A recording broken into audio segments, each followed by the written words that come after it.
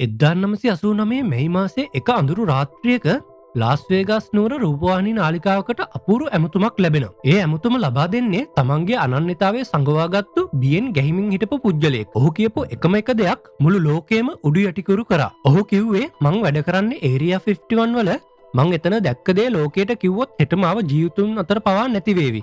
හැබැයි මම මේක කියන්නම ඕනේ. අපි මේ ආසි දකින්නේ ගුවන් යානා නෙවෙයි. ඒවා මේ ලෝකයට අයිති දේවල් නෙමේ කියලා තමයි ඔහු කිව්වේ. ඇත්තටම කවුද මේ රහස් හෙළි කරපු පුද්ගලයා? ඇයි ඇමරිකානු රජය අදටත් මේ කාන්තාරයේ මැද තියෙන බිම් අඟලක් පවා ලේ වැගිරීම් කරලා හරි ආරක්ෂා කරන්නේ? ඉතින් අද අපි යන්නේ මනුෂ්‍ය වර්ගයා මෙතෙක් ගහපු බියකරුම් සහ අద్භූතම රහස් ගුහාව ඇතුළට. මේ ඒරියා 51 හි සැබෑ කතාවයි.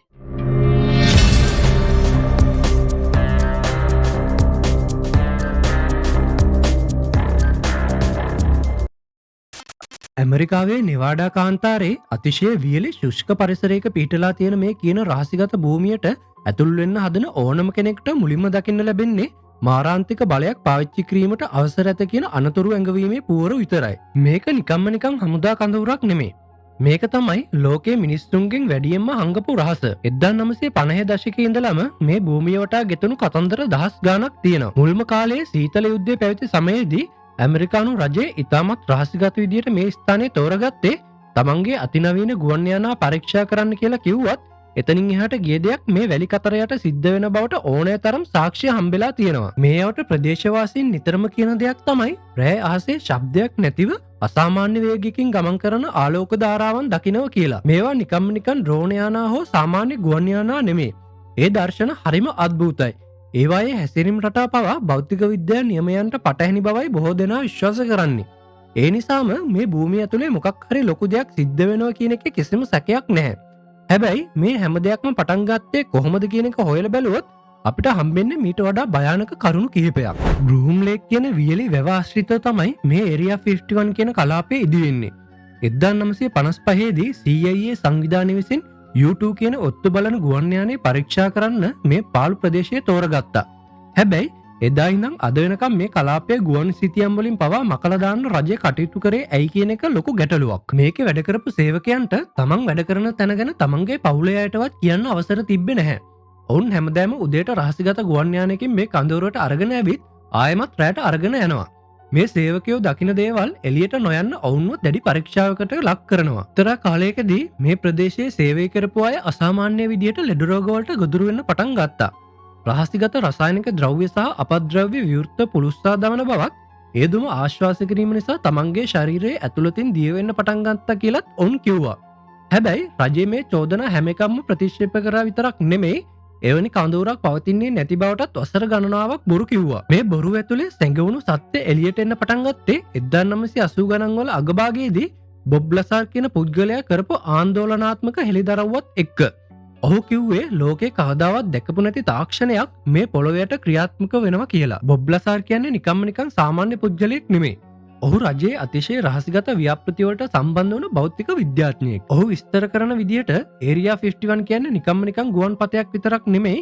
ඒ ප්‍රධාන කඳවුරට සැතපුම් කීපයක් දකුණින් S4 කියලා හඳුන්වන තවත් රහසිගත මධ්‍යස්ථානයක් තියෙනවා. මේ මධ්‍යස්ථානයේ හදලා තියෙන්නේ කන්දක් ඇතුළට හාරලා පිටතට නොපෙනෙන විදිහට කාන්තාරයේ වැලි වලින්ම වහලා දාලා. ලසාර් එතනදී දැකපු දේ අදාගන්න බැරි එකක්. ඔහු කියනවා ඔහුට පැවරිලා තිබුණු රාජකාරිය තමයි එහි තිබුණු රවුම් හැඩති ලෝහමය දීප්තියක් සහිත යානාවල එන්ජිමක් ක්‍රියා කරන්නේ කොහොමද කියන එක පරීක්ෂා කරන්න තිබ්බ කියලා. මේ යානාවල කිසිම වයර් එකක් කිසිම එන්ජින් කැල්ලක් හෝ පැස්තුම් ලකුණක් තිබිලා නැහැ. ඒක හරියටම එකම ලෝහ කැබල්ලකින් නෙළපු ප්‍රතිමාවක් වගේ දෙයක්. එහිදී ඔහු කියපු රහසිගත ලේඛනවල තිබුණේ මේවා සෙටා රෙටිකියුලි කියන තරු පද්ධතියෙන් ආපු යානා බවයි. ලසාර් විස්තර කරන්නේ මේ යානා ගමන් කරන්නේ ගුරුත්වාකර්ෂණය පාලනය කිරීමෙන් කියලා. ඔහු දවසක් රසායනාගාරයේ කොරිඩෝවක් දිගේ යනකොට ආරක්ෂක නිලධාරීන් දෙදෙනෙක් මැද වාඩි වෙලා ඉන්න අමුතුම ආකාරයේ කුඩා ජීවියෙක්ව දැක්ක කියලා කියනවා. ඒ ජීවියාගේ හිස ශරීරයට වඩා විශාලයි. දැස් අඟුරු වගේ කළු පාටයි. ඒ මොහොතේම ආරක්ෂකයන් ඔහු එතනින් ඉවත් කරලා තියෙනවා. ලසාර් මේ තොරතුරු හෙළි කළාට පස්සේ ඔහු සියලුම අධ්‍යාපනික සහතික උප්පැන්න සහතික පවා රජය විසින් මකා දාලා තියෙනවා. ඔහු දැන් ඉන්නවද නැද්ද කියනකත් අදටත් අභිරහසක්. ඒරියා 51 කියන්නේ ලෝකයේ ආරක්ෂා වැඩිම භූමිය විදියටයි සලකන්නේ. ඔයා නිකමට හරි ඒ සීමාවට ගියොත් ඔයාට පෙනෙයි කිසිම වැටක් නැති පාළු පාරක්. හැබැයි ඒක තමයි ලෝකයේ තියෙන භයානකම රැවටීම. මේ වැලියට අතිශය සංවේදී මෝෂන් සෙන්සර්ස් දහස් ගානක් හංගලා තියෙනවා. ඔයා පොළොව මත තියෙන එක අඩියක කම්පනය පවා සැතපුම් දහස් ගානක් ඈත තියෙන පාලන මධ්‍යස්ථානයට තප්පරයකින් දැනෙනවා.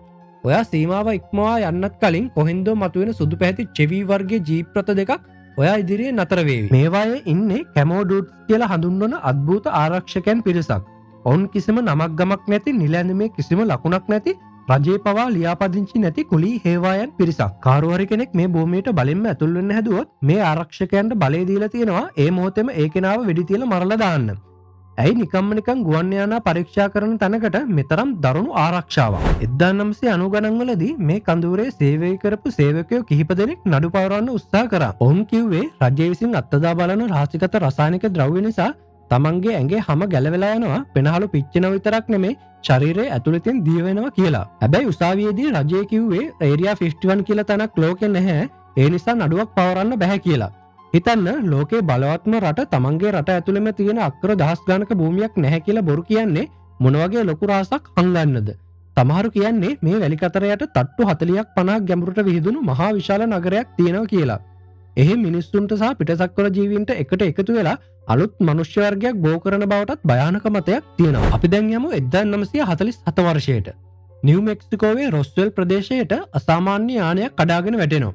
රජයේ මුලින්ම කිව්වේ ඒක පියාඹන තැටියක් කියලා. හැබැයි පැය කිහිපයකින් ඒ ප්‍රකාශය වෙනස් කරලා ඔවුන් කිව්වා ඒක කහලගුණ බැලුණයක් කියලා. ඇත්තටම එදා මොකද වුනේ? සාක්ෂිකරුවන් කියන්නේ කඩා වැටුණු යානය ඇතුලේ ජීවීන් 4 දෙනෙක් හිටියා කියලාත් ඔවුන්ගෙන් එක්කෙනෙක් ඒ වෙලාවේ ජීවිතුන් අතර හිටියා කියලා. මේ යානය සහ ජීවීන්ව අතිශය රහසිගතව අරන් ගියේ කොහෙටද? ඔව්, ඒරියා 51 වලට.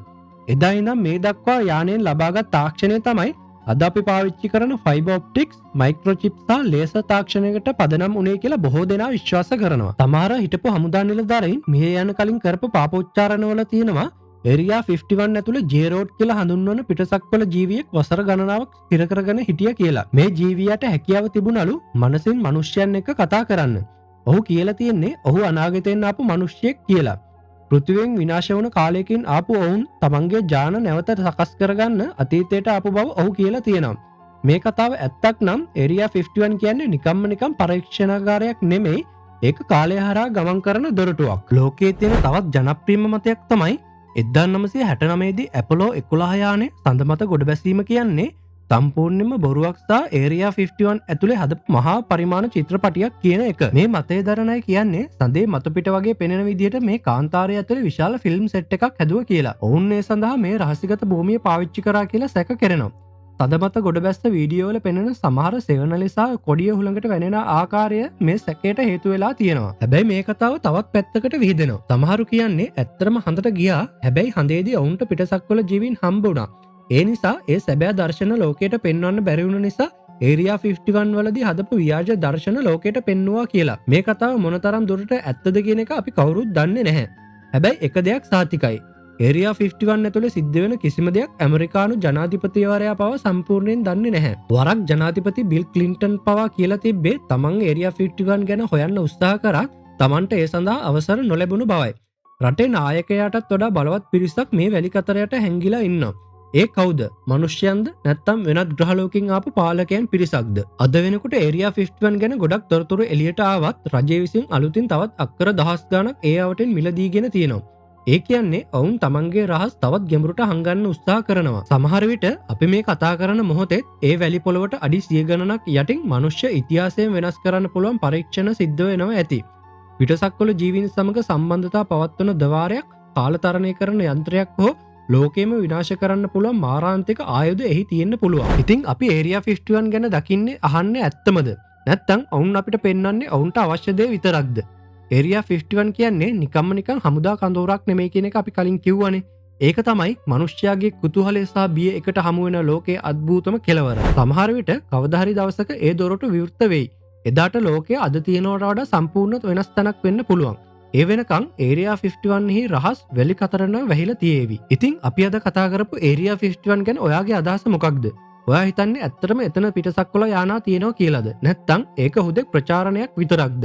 ඔයාගේ අදහස පහලින් කමෙන්ට් කරන්න. ඔයා මේ වීඩියෝ එකට කැමති නම් ලයික් එකක් දාලා ෂෙයා කරන්නත් අමතක කරන්න එපා. එවිතරක් නෙමේ දැම්ම සබස්ක්‍රයිබ් කරලා මේ වගේ වීඩියෝ දිගටම බලන්න මගේ channel එකට join වෙලා ඉන්න. එහෙනම් සුබ දවසක්.